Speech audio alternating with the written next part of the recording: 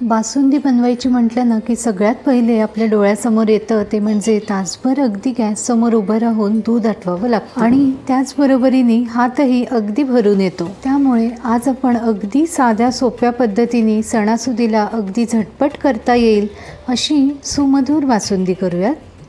नमस्कार, मी श्रद्धा स्वागत करते तुम्हा सर्वांचं श्रद्धाज रेसिपीजमध्ये. त्यासाठी बघा, एका जाडबुडाच्या कढईमध्ये हे 1 लिटर फुल फॅट दूध मी घेतलं आहे. जाडबुडाची कढई घेतल्यामुळे बासुंदी खाली लागण्याचा प्रश्नच नाही आणि पसरट असल्यामुळे दूधही अगदी लगेच आटलं जातं. त्यामुळे लक्षात घ्या, जे भांडं घेणार असाल ते जाडबुडाचं आणि पसरट घ्या.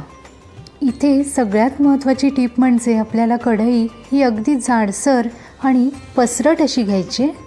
आता या दुधाला आपण गरम होईस्तोवर दुसऱ्या गॅसवर ठेवूयात आणि एकीकडे इन्स्टंट असा खवा बनवून घेऊया. इन्स्टंट असा खवा बनवण्यासाठी आपल्याला इथे अर्धा कप मिल्क पावडर घ्यायचे. यामध्ये पाव कप दूध घालायचं आहे. दूध हे आपण जे बाजूला उकळवायला ठेवलं आहे तेच मी घेतलं आहे.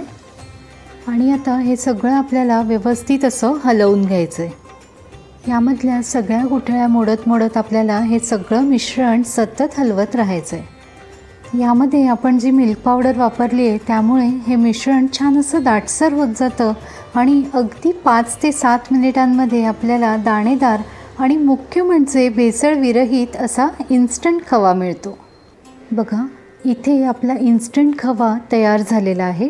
जसजसा हा थोडासा गार होईल तसा एकदम व्यवस्थित असा मिळून येतो. या खव्यामुळेच आपल्या बासुंदीला छान असं दाणेदार टेक्स्चर येतं. आता बासुंदीला रंग सुरेख यावा यासाठी आपण इथे साखरेचं कॅरेमल करून घेऊया. त्यासाठी बघा, अर्धा कप मी साखर घेतली आहे. साखर ही अशी पॅनला पसरवून ठेवायची आहे. अगदी पुढच्या 2-3 मिनिटांमध्ये साखरेचं कॅरेमल व्हायला सुरुवात होते. लगेचच आता मी गॅस बंद करणार आहे, नाहीतर मग फार डार्क रंग येऊ शकतो. एकीकडे आपलं दूध पण बघा छान असं उकळतं आहे.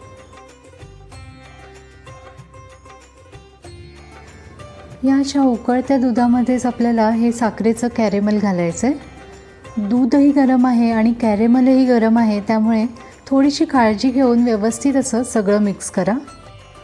हे साखरेचे क्रिस्टल्स राहिलेत ना, ते उकळत्या दुधामध्ये अगदी सहज विरघळून जातात. बघा, कॅरेमल घातल्या बासुंदीला रंग काय सुरेख आला आहे. तुम्हाला आवडत असेल तर तुम्ही थोडासा डार्क अजून कॅरेमल करू शकता, पण मला मात्र असं हलक्या रंगाचं कॅरेमल आवडतं, त्यामुळे मी इतपतच कॅरेमल केलं आहे. आता बघा, आपला खवा एकदम असा गार झाला आहे आणि काय सुरेख दाणेदार असं टेक्स्चर आलं आहे. हा सगळा आपण करून घेतलेला खवा यामध्ये घालायचा आहे.